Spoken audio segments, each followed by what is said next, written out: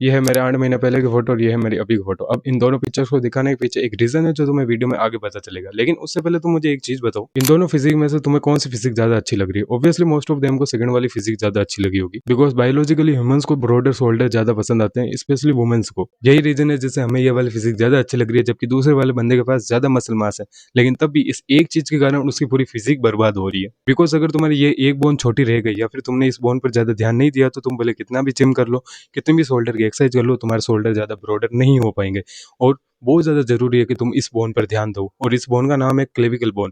अभी तुम्हारे स्क्रीन पर जो बोन आ रही है इसे क्लेविकल बोन कहते हैं, इसे नॉर्मल भाषा में कॉलर बोन कहते हैं। वीडियो की स्टार्टिंग में जो दो फोटो दिखाई थी मैंने तुम्हें, उसमें मेरी 8 मंथ्स बिफोर की कंडीशन देखो। मेरी क्लेविकल बोन बहुत ज्यादा छोटी है और मेरा शोल्डर एरिया इतना ज्यादा बड़ा नहीं है, इतना ज्यादा ब्रॉडर नहीं है, चौड़ा नहीं है, इसलिए मेरी ओवरऑल अपर बॉडी इतनी ज्यादा अच्छी नहीं लग रही है।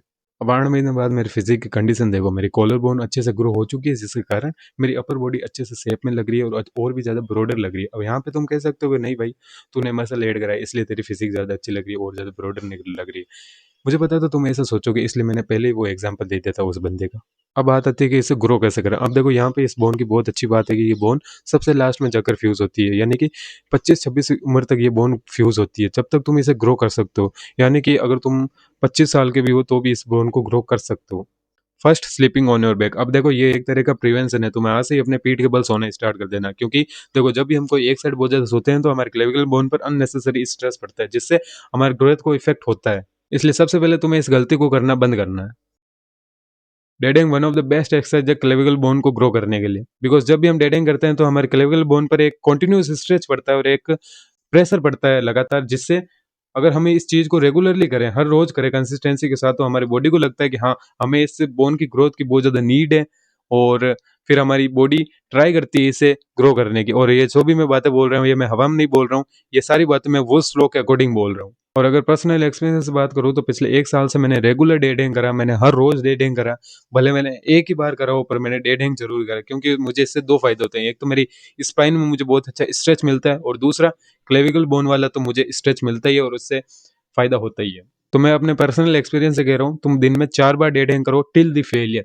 जब तक तुम्हारे हाथ रुक ना जाए, थक ना जाए, तब तक तुम डेटिंग करते रहो। बस तुम्हें ऐसा दिन में 4 बार करना है। और हाँ, ये बात हमेशा याद रखना, 4 दिन के खरगोश मत बनना, यानी कि ऐसा मत करना कि सिर्फ 4 दिन करा और फिर छोड़ दिया। तुम्हें हर रोज थोड़ा थोड़ा एफर्ट डालना है, कछुए की तरह। रिवर्स डेडलिफ्ट एक ऐसी एक्सरसाइज है जिससे तुम्हारा सिर्फ क्लेविकल बोन ही टारगेट होती है। अब देखो इसे करना कैसे, मैं तुम्हें बताता हूँ।